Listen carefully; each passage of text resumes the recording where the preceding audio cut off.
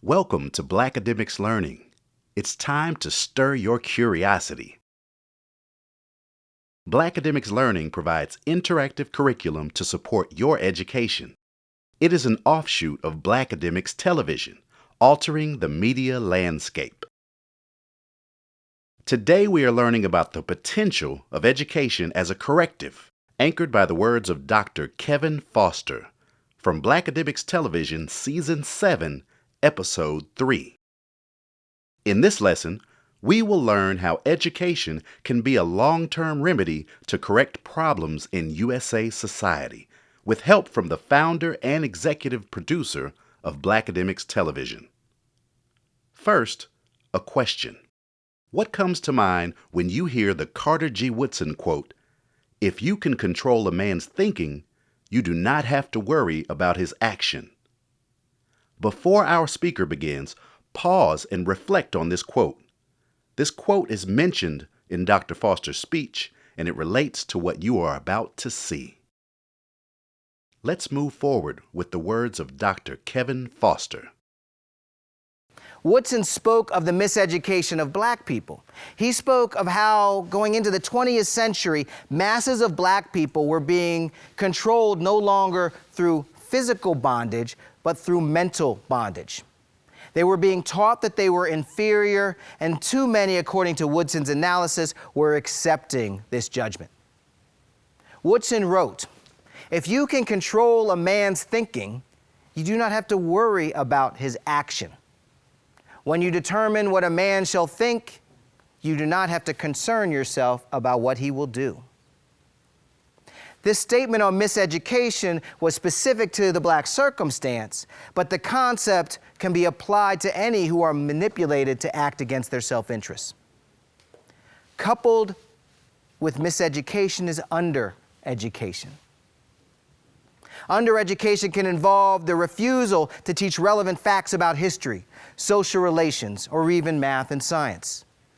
And it can involve the refusal, disinterest, or inability to teach critical thinking, logic, discernment, critical literacy. What do we teach about the Alamo? What do we teach about slavery? What do we teach from philosophy and history of the ideas that would help us view the world logically and critically? I agree with the founders. Education is a potential corrective. People recognizing false statements, recognizing policies that promise one thing and deliver another, recognizing the use of fear to motivate. People refuting these things issue by issue is not a process that is as quick as the damage done in an instant of action by an impulsive leader.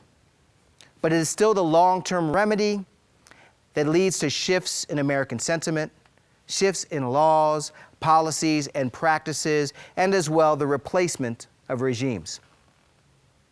Today, more than ever, we need to learn and exercise the discipline of critical literacy. This means knowing how to discern the veracity of statements.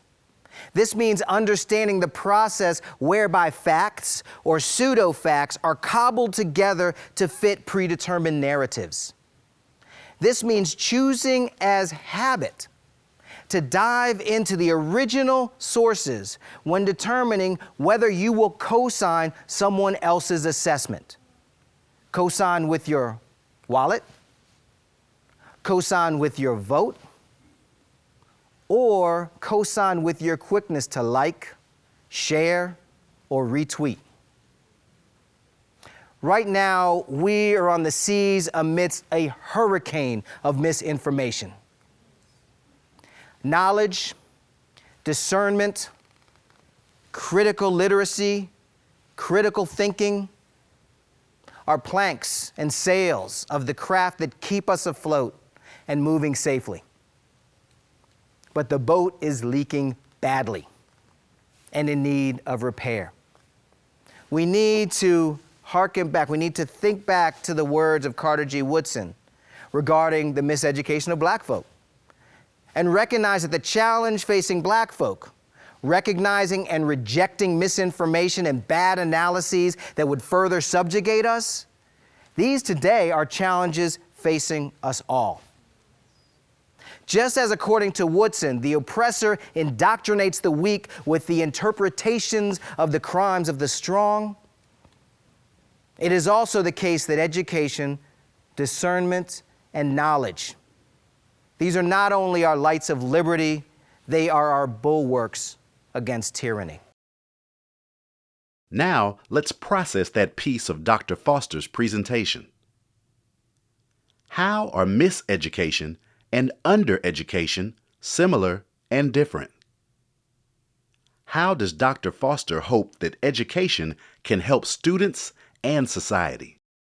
Think and write about these two questions to process your thoughts and discuss them with other learners. Feel free to use the vocabulary list included in the description below this video. You can also rewind and review Dr. Foster's words as much as you need to. Miseducation describes a form of mental bondage that burdens student identity by teaching an inferiority that limits potential and makes one act against their own self-interest. Undereducation describes the process of teaching irrelevant content that insufficiently educates, largely excluding logical and critical thinking about how learners view the world, read the world, and operate in the world. Both terms describe oppressive types of schooling that hinder students. Miseducation deceives learners, while undereducation hardly challenges their brains. Dr. Foster hopes that appropriate educational opportunities develop people who are able to interpret false statements, public policy, and fear tactics. It can potentially shift people's feelings as well as laws, policies, and leadership. Blackademics Learning thanks Dr. Kevin Foster, and thank you for your attention and for engaging with our interactive curriculum to support your education. This supplemental lesson is designed to enhance your thinking and learning. It is not designed to be your official or exclusive lesson on this topic. Want more of our guided lesson plan? Please click on the description box below for the entire guided lesson plan. Please comment below, hit thumbs up to like this video, and subscribe to our channel, Blackademics Learning. Until next time, stir your curiosity. Goodbye.